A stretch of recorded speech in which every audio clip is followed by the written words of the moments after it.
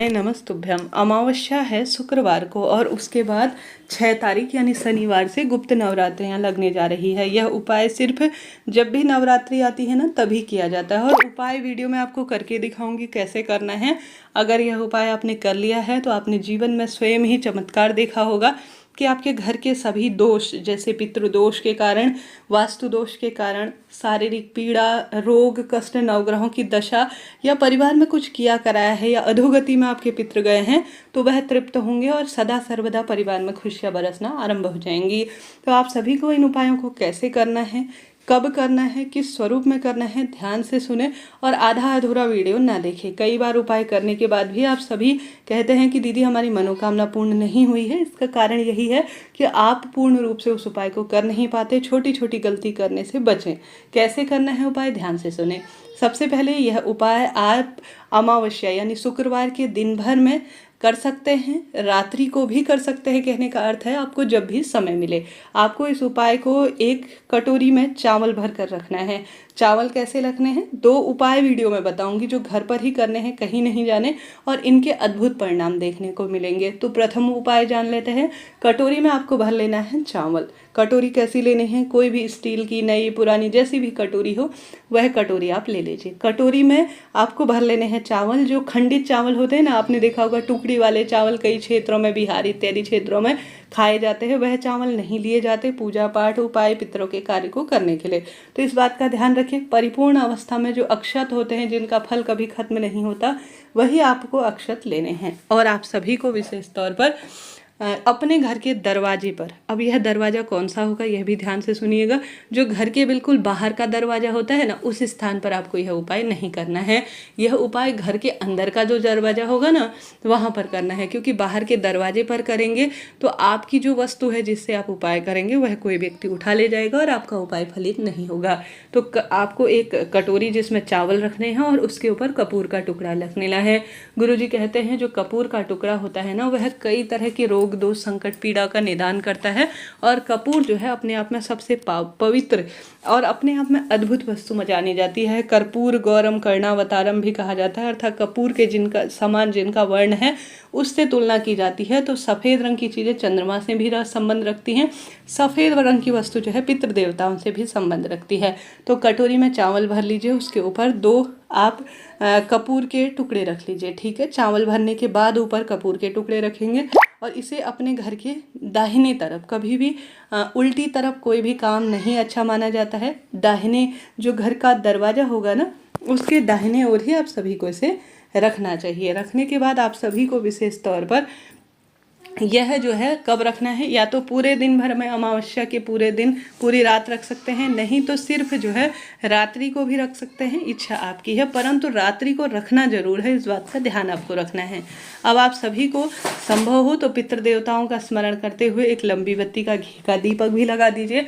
चाहे तो यह लंबी बत्ती का घी का दीपक, लंबी बत्ती का आप घर के दरवाजे पर भी लगा सकते हैं, अपने घर की मटकी में के आसपास लगा सकते हैं, या जहाँ पर भी पितृ देवताओं का स्थान निर्धारित है ना घर पर, उस स्थान पर आप कहीं भी पितृ देवताओं का ध्यान स्मरण करते हुए यह जो है लंबी बत्ती का घी का दीपक दक्षिण दिशा की ओर मुख करते हुए लगा दीजिएगा।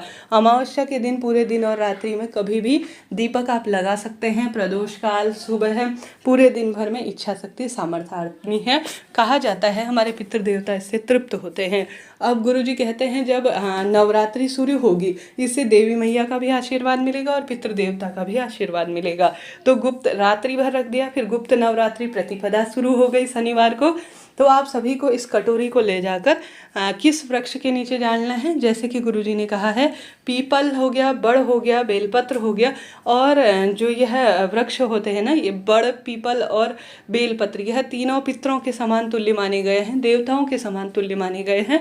तो इसमें सबसे जो उत्तम होता है, शनिवार की तिथि है, देवी का दिन है, तो आप पीपल वृक्ष की जड़ में इसे छोड़कर आ सकते हैं। नहीं तो किसी भी पेड़ के नीचे, बड़, पीपल और बेलपत्र, किसी भी पेड़ के नीचे आप सभी इसे जो है, कपूर को जलाना कब है, कपूर को रात में ही जला लेना है।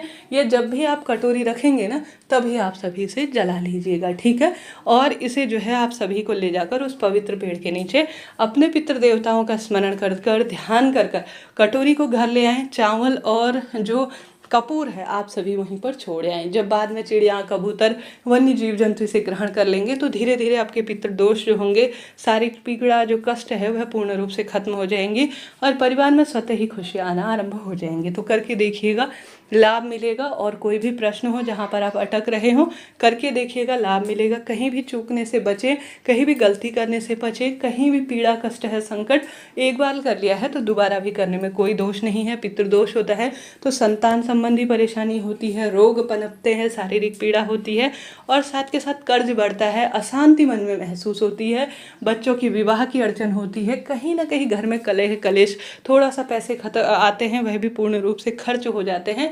वहीं दूसरी ओर जिस घर में अच्छा माहौल होता है उस घर में देवी लक्ष्मी का भी वास होता है, पितृदोष भी नहीं होता, तो घर में कहीं ना कहीं इसमें कोई पैसा समय तो लगना है नहीं, क्यों नहीं इस उपाय को कर लिया जाए ताकि देवी मैया की भी कृपा रहे और परिवार के जो सभी दोष है इसमें समाहित हो जाए। रात भर रखा हुआ चावल कपूर जला है तो घर के जो सारे दोष होते हैं जिस कारण से यह परेशानी होती है, जैसे हमारे घर का इंटीरियर सही नहीं है, घर का कोई दोष लग चुका है, तो सभी चीज़ें उस कटोरी में कपूर के अंदर जब जला देंगे तो सभी चीज़ें जो नकारात्मकता है समाहित हो जाएंगी।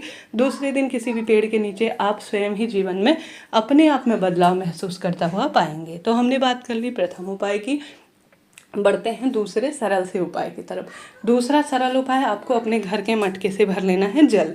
ठीक है, पानी भर लीजिए, उसके अंदर आप थोड़ा सा डाल दीजिए गंगा जल। पितरों का नाम स्मरण आप जानते होंगे गंगा जल से संबंध रखता है, अर्थात पितरों के मोक्ष में गंगा जल का विशेष स्थान होता है। तो जल का लोटा मटके से ले लीजिए, उसमें डाल दीजिए गंगा जल और थोड़ा डाल दीजिए काले तिल। ठीक है, काले तिल, गंगा जल मिला हुआ जल आप सभी को अपने घर में घुमा लेना है। ठीक है, पूरे घर में आप सभी को घुमा लेना है और एक दाना चावल अपने हाथ की हथेली में लेना है और इसे ले जाकर आप सभी को विशेष तौर पर चले जाना है जो हमारे घर पर शिवलिंग है या महादेव के मंदिर में। ठीक है, वहाँ पर आप श्री शिवाय नमस्तुभ्यम मंत्र का जाप कर सबसे पहले मेरे जो पितृ देवता अधोगति में गए हैं उनका तारण हो ऐसी प्रार्थना करते हुए सबसे पहले एक चावल का दाना शिवलिंग पर चढ़ा दीजिए। फिर जो गंगा जल और काले तिल मिला हुआ जल है जो आपने अपने घर में घुमाया है, मेरे घर के सभी कष्ट पीड़ा का निदान हो ऐसी प्रार्थना करते हुए शिवलिंग पर चढ़ा देना है। गुरुजी कहते हैं गंगा जल और काले तिल जो शिवलिंग पर चढ़ा देता है, एक दाना चावल करने के बाद उसके भाग्य खुल जाते हैं, ऐसा शास्त्र में वर्णित है। तो आपको कोशिश करनी है कि आप एक दाना चावल और आवश्यक रूप से जो जल का लोटा है मैंने उसमें वस्तु बताई है वह शिवलिंग पर इस अमावस्या तिथि पर समर्पित करना है ताकि परिवार में रोग संकट कष्ट पीड़ा से मुक्ति हो और खुशियाँ बनी रहेगी। आप जानते होंगे पूर्णिमा यह अमावस्या तिथि कोई सामान्य नहीं है। इस दिन अपने पितरों के निमित्त अन्न का दान, जल का दान, भूदान, गोदान, वस्त्रदान और किसी भी स्वरूप में पीपल पूजा, तुलसी पूजा अपने आप में अद्भुत होती है। गौ माता, स्वान और आवश्यक रूप से जो है ब्राह्मण देवता ऐसे बताए गए हैं जिनके मुख से हमारे पितृ देवता हमारे द्वारा जो उन्हें दान दिया जाता है